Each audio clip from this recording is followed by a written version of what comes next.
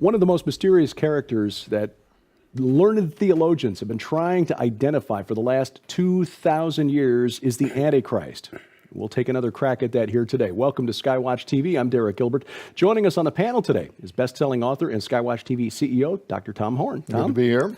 And the author of the book we'll be discussing today, the founder of El Shaddai Ministries, online at elshaddaiministries.us, best-selling author of Blood Moons, Decoding the Imminent Heavenly Signs, and his new book, Decoding the Antichrist and End Times. It is our honor to welcome Mark Biltz to the program for the first time. Hey, Mark, welcome. Thank you. Great to be here. Oh, yeah. I guess the first question is, since we can go back and even read what the early church fathers thought about the Antichrist, so this is not a new subject, what is it that makes Decoding the Antichrist and the End Times different from what's been written about the Antichrist before? Sure. I think too often everyone's trying to figure out who the Antichrist is. They're trying to put a name on it and, for everyone to, ooh and ah and follow. But for me, I think it's more important to profile the Antichrist and the Antichrist system. Talking about 2,000 years ago, early fathers, John himself in the Gospels, in his epistles, writes that even at his time there were many antichrists. Mm-hmm. And what was shocking to me is what he says is they came out from among us. Mm. So people wonder, is the Antichrist going to be Islamic? Is he going to be Jewish? But the whole Antichrist system, according to John's epistles, they came out from among us. And even the Apostle Paul wrote that Satan comes as an angel of light. His ministers are ministers of righteousness. And so I think this is why it's going to be so deceptive. So I go in the book how so easily we will be deceived because it's going to be someone who appears to be a believer. The candidates that have been put forward over the centuries range from Nero to Barack Obama and everyone in between. The early church father Irenaeus even proposed that Titan, misspelled slightly, but Titan would be the name of the Antichrist. Muslim, Jew, Christian, what are your thoughts? I really believe it's going to be someone who's going to come across as a professing Christian, which is why the deception is going to be so strong. And in my book, I go into King Solomon. Everyone is looking for some wise King Solomon to come and solve the Middle East peace process. But what's fascinating, what is the one thing of wisdom that he's known for? What dividing the child, the baby in half. Right. Israel is God's child, and the Antichrist is going to divide the child in half. It's that same concept. Who can solve this Middle East process? Who's going to kill the nation of Israel by dividing it in two? Every single thing that God said the king was not to do, Solomon did. He multiplied wives. He married foreign wives. He multiplied silver and gold. He multiplied horses. He even built the altars. Solomon was the first king to offer his child to Molech. Most people don't know that. Mm-hmm. It's recorded. He is the first king to start child sacrifice. And they continued in it for 400 years until King Josiah tore down. And it specifically says the altars that Solomon built. Right. And then Manasseh started it up again. Yeah. So yes, wasn't Solomon responsible for having the Mount of Olives declared or renamed? The Mount of Corruption. Mount of Corruption. That's what it is called. Exactly. And the amount of gold, most people don't know this, but the amount of gold that came into Solomon is recorded in 1 Kings. It's 666 talents of gold. Wow. So here is wisdom. It's a number of a man. Well, who's associated with wisdom and who's associated with 666? It's Solomon. Wow. That is odd then that he is so venerated among Jews even to this day as the wisest of all kings. The wisdom of Solomon is legendary. Yeah, well, within some Jewish texts, they recognize how horrible he was too. There's some books out there where they just can't believe how wicked and evil he was. So it's, within Judaism, there's different denominations, just like in Christianity. But in many circles, and there's books written talking about how there were images in the temple that Solomon built that stayed there for almost 300 years, 400 years. So what else then about the Antichrist and what he's going to do? First of all, where do we find it in Scripture, and how does that track with the image of Solomon as a type of Antichrist? Well, to me, looking at the patterns, just like when they profile a murderer, they look for the, different handprints or whatever. What's the pattern? Mm-hmm. Well, what I coined this phrase, legalized lawlessness. That is the Antichrist system. And it's based on the pattern, even clear back to the book of Esther with Haman as a type of Antichrist. He felt like, it seemed to be a very legal society. the whole book is all about laws, but they had to legalize genocide. That makes it okay. Right. And today we believe if we just legalize abortion, if we legalize drugs, if we legalize gay marriage, if we legalize prostitution, then that makes it okay. I know people that say their children believe it's okay for abortion because it's legal. And so I believe we're entering a time of institutionalized, legalized lawlessness. Here they say a wall on our southern border is immoral, but infanticide is okay. I mean, it's just, it's turned upside down. Yeah. In fact, we just saw where the governor of Virginia, who spoke in favor of allowing a woman to decide whether or not to keep her child alive after it's been born, just signed a law into effect making illegal animal cruelty. Right. So in Virginia, it's okay to, you have to treat your animals well, but your children, well, you're right. We've got it totally reversed. So we're living in an age that Daniel prophesied of increase in knowledge, people running to and fro, and knowledge increasing, and it's increasing exponentially. Yes. One of the most astonishing developments is in the development of artificial intelligence. How will that type of technology play a role in this Antichrist system? Well, I really believe that the Antichrist, in some sense, could be a modified human being, like a human cyborg who has embedded chips. I mean, right now they're talking about brain chips that you can put in your brain where you could have access to the internet, and with what China's doing with their social media credit score. We live in an age of surveillance capitalism where instead of us searching Google, Google is searching you. And they like want that to phrase. know everything about you. And because you become digital merchandise. They just have taken over. Yeah. And for a long time, Mark, this has really intrigued me, this in the book of Revelation, where it's talking about the rise of Antichrist, and it says they had power to give life unto the image of the beast. So it sounds both like it is something synthetic, Yes. and yet it is conscious, it is living. And I've wondered, and of course your book goes into some of this, about how technology could play a role in creating a synthetic kind of almost super intelligence that would have the capacity to monitor. How do you control everybody on earth? How is it that all, both small and great, rich and poor, free and bond, how would they not be able to buy or sell or function unless they receive this mark of the beast? But now we're looking really at the dawn of what could soon lead to technological singularity. Exactly. And what I can't believe is Christian transhumanism. There are so many Christians who are all for this, thinking this is how we're going to draw closer to God. How is that deception even possible? I mean, when Christians are reading in Scripture, Mark, how do you get your head around the idea that there is a group of Christians who believe that technology will somehow lead to our immortality, our glorified bodies through silicon? Well, I think it comes back to the idea of narcissism. It's all about me. I mean, I don't think there are many believers, I think, that are still, I believe, serving God just out of fear of punishment, hope of reward. It's not out of a relationship. Right. It's out of, hey, he's the best deal. And In fact, I saw an article yesterday online. It was talking about why are the millennials abandoning church. 60% of all churches are dying, 200 and some % decline in church attendance. And it was one big word, narcissism. It's all about them. It's all about what they want. That's what this article was arguing. I'd love to have you send me that article, because Solomon was narcissist in chief. Okay? You read, how do you know if someone's into themselves? I, me, my, mine. You read Ecclesiastes 2, every verse begins and every verse has all through it, I, me, my, mine. And do you know Solomon, he built the temple, and yet he declares that he hated life. It was all in vanity because he has to leave all of his stuff to the next person. That's what he said. Wow. And most people don't know in the Gospels, when Jesus tells the parable about a certain rich man, he's referring to Solomon. And he said he had all these barns, and what am I going to do? I'm going to build for myself bigger barns and do all this. And then the Gospel says that this rich man says, there's nothing better to do than to eat, drink, and be merry. And the next verse is, and God says, you fool, this night your soul's required of you.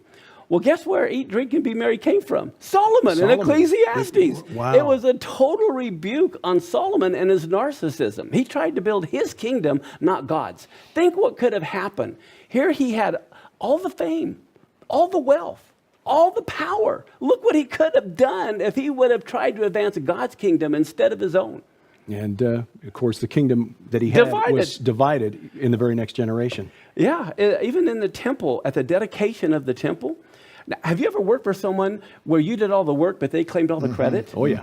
Well, that's what Solomon, 7 times in his dedicatory prayer, he says, this house which I have built. He had hundreds of thousands of workers. David is the one who got the blueprints by the Spirit. David is the one who gave it to him. You know, David provided the gold and the silver. And yet it's all this house that I built. It's horrible. Wow. And of course, your book is on the coming of Antichrist, who will be, the new king of Yes. the narcissist, Yes. a Solomon-like figure. That's the point. Yes. And I hadn't thought about the way you phrased that, though, when you say that you think it could come from Christianity, because what we see in Christianity today, many people claiming to be Christians, but they're also pro-abortion, Right. and so many things that a generation ago we would have said the two of these simply can't cohere, right? These Right. two ideas are diametrically different. So very interesting. I don't know if this is in your book or not, but I'm sitting here wondering what you think now about the recent election in Israel. Netanyahu, their party's going even further right than what they were, including more religious. The connection with Donald Trump, the coming Middle East peace plan. Some people connect that to Daniel and this this deal that's going to be made and broke in the midst of the week. Do you buy into any of that? Well, all I know is that, and I have a lot of Orthodox Jewish rabbi friends that live in Israel, and I talk to them and things. But the ones that are really religious, why everyone loves Trump for, declaring sovereignty on the Golan Heights, and for, moving the embassy to Jerusalem. And even a lot of believers I know are worried the peace plan is going to be creating a two-state solution. And so that we're all anxiously waiting to see if that happens. So Well, I hope not. Didn't Pompeo recently say we will never divide Jerusalem? Yeah. He was That's recently key. quoted as saying that they carefully avoided endorsing the idea of a Palestinian state. Yeah.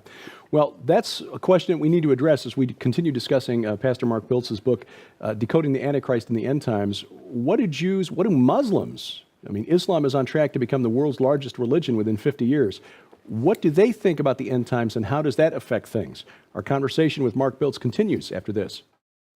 We're talking with Mark Biltz about his new book, Decoding the Antichrist and the End Times. Dr. Tom Horn joining us as well. Mark, we mentioned Secretary of State Mike Pompeo just before the break, and he also made an interesting comparison, Donald Trump, in relating him to the story of Esther and Naaman, who you brought up earlier, the story of Esther, King Artaxerxes, and Mordecai. How does this all fit together, the story of Esther compared to the end times, and especially with the political situation in Israel and Donald Trump's role in it? Sure. I have to begin with Ecclesiastes 1:9, where it says basically that which has happened is that which will happen again. There is nothing new under the sun. History always repeats itself. Many Christians don't know, but when I say Matthew 24, everyone goes, oh, end times, ding, ding, ding. But most people don't know Matthew 24 is Hanukkah happening all over again. And if you don't know Hanukkah, you don't see the biblical patterns. And so this is why we have to learn from the book of Esther, from the book of Daniel prophesied about Hanukkah. It's in there. And so for me, if we don't know the past, we're condemned to repeat it. And the book of Esther was really about legalizing lawlessness. They decided we need to create a law to take Queen Vashti's estate. And of course, there are civil forfeiture laws here now trying to seize people's estates. Right. They had to make it a law to drink all you want. That makes it okay.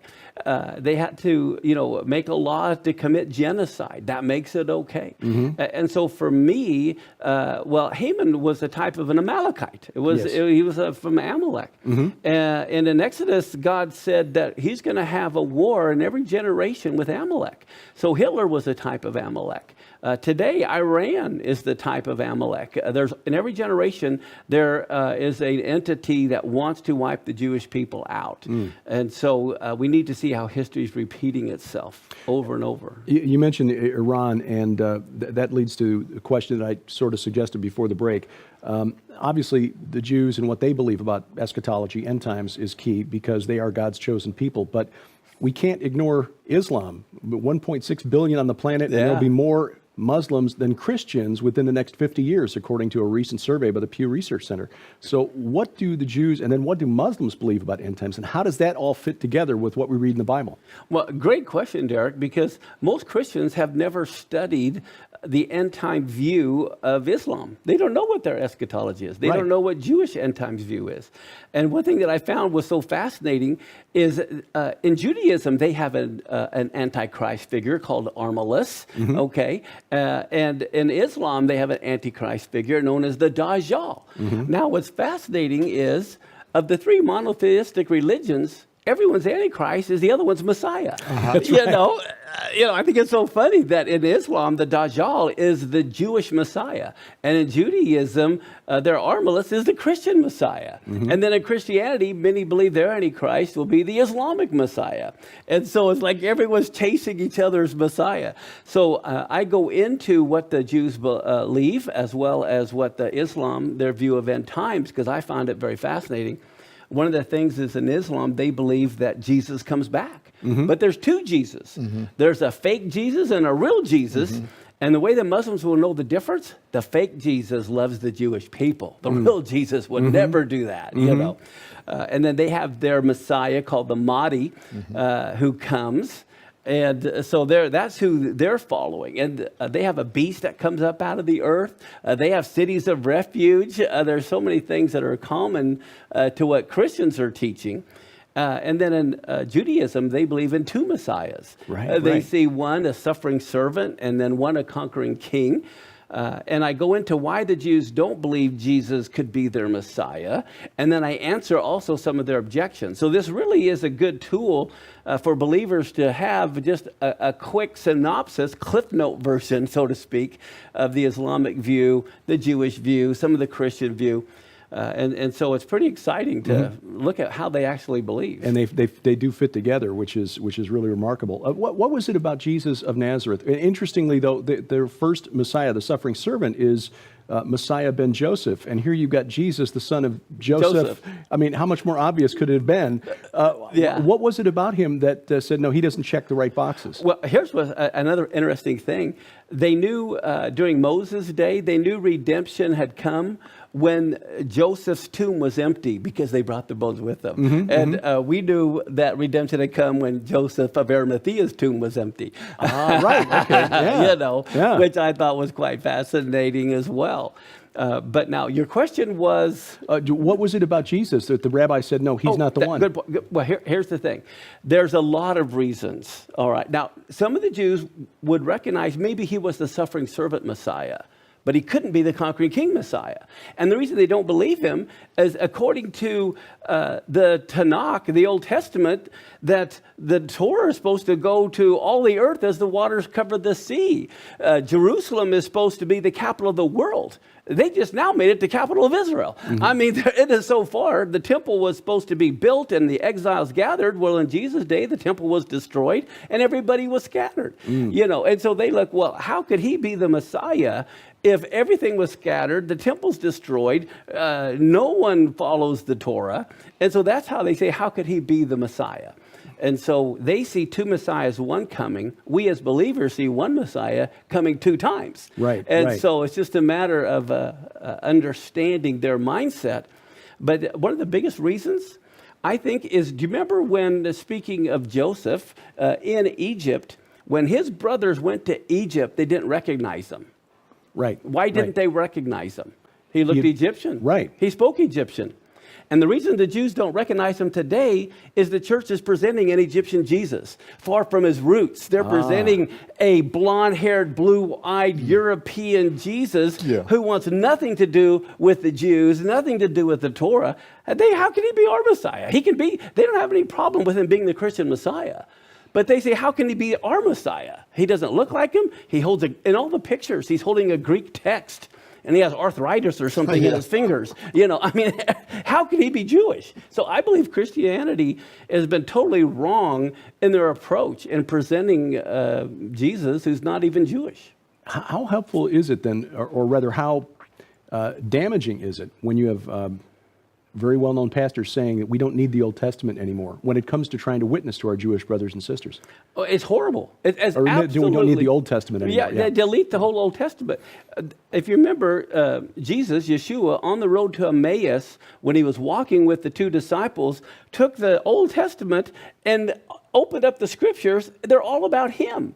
And when we realize the Old Testament is all about Jesus, and then we try to find him in the Old Testament, then we use that to present to the Jewish people, rather than creating a whole new text saying yours is old and done away with. I mean, it doesn't work. What do you hope that people take away from the book, Decoding the Antichrist and the End Times? What message do you want to send? I think the most important message that I want to get out is the signs of the times and the seasons that we're in. I really believe that this is the generation that's going to see the coming of the Messiah. But my heart is not to be deceived. I think the deception is going to be so strong. I think people are actually going to run to get the mark of the beast. I think they're going to want it because, wow, I can be super intelligent. I mean, you hear about these Hollywood parents who got their kids into these college admissions, because they want the best for their kids. Well, if all of a sudden your child can have a super IQ and beat everybody else because they have a brain implant and they can have access, I believe a lot of parents are going to want this for themselves, want this for the kids. Goes back to the narcissism. It's all about me. Yeah, and some of the brightest intelligence agencies in the world are saying that between Russia, more so China, and the United States, that we are entering into a new arms race now that is it's going to all be about human modification, human enhancement. If you put into Google words so that it'll alert you, on a daily basis, you'll get a dozen stories on the growth of the human enhancement markets and what their oracles are telling him it's going to be literally, starting now, but within the next few years. And all of this has to do with merging us with this overall all-arching AI system. Exactly. And the thing is this, it's a race to be the first one to get it accomplished completely. America doesn't want China to be in charge. China doesn't want America to be in charge. So it really is an AI race, whether you like it or not. It's a race to who's going to have the control. And it's all about behavior. And so this will be part of the system of Antichrist. This is going to be a large role in the technology on how he will actually be able to accomplish what the book of Revelation describes him as doing. So we're seeing not just the alignment of the geopolitics in the Middle East and perhaps in the United States, but also the technology that will adapt to that. Yeah. And it's called surveillance capitalism. It's where the capitalist works with the government to control and manipulate. Yeah. It's geopolitics and theopolitics, and you say it is. Exactly. I wish I'd thought of that. That was my wife who came up with that one. But it's all aligning, and the times are, we're living in interesting times. The book, Decoding the Antichrist and the End Times, the author, Mark Biltz. Mark, thank you for joining us today for that. Fascinating. And we thank you for watching as we keep watch. With Dr. Tom Horn, I'm Derek Gilbert, and this is Skywatch TV.